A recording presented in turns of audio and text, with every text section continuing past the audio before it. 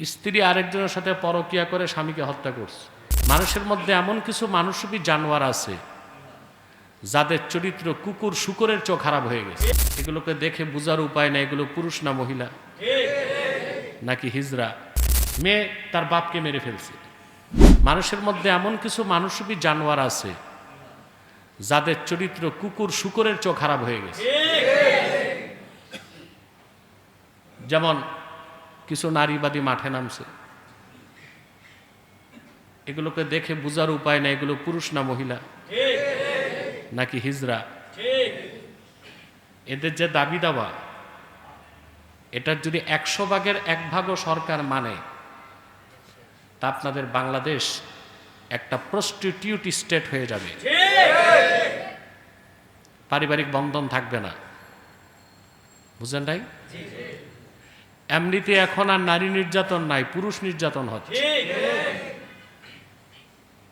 কয়েক মাসে দেখেছি মেয়ে তার বাপকে মেরে ফেলছে,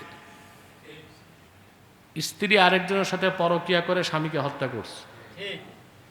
তো শুধু নারী নির্যাতন বন্ধে আইন থাকবে, পুরুষ নির্যাতন বন্ধে আইন থাকবে না, এর চেয়ে বড় বৈষম্য কি আছে?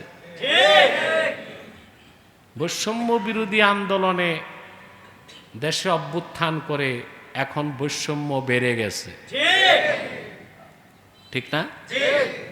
এর সব কিছুর মূল হচ্ছে কোরআন সুন্নাহর বিশ্বাস না থাকার কারণে। আমাদের দেশে যারা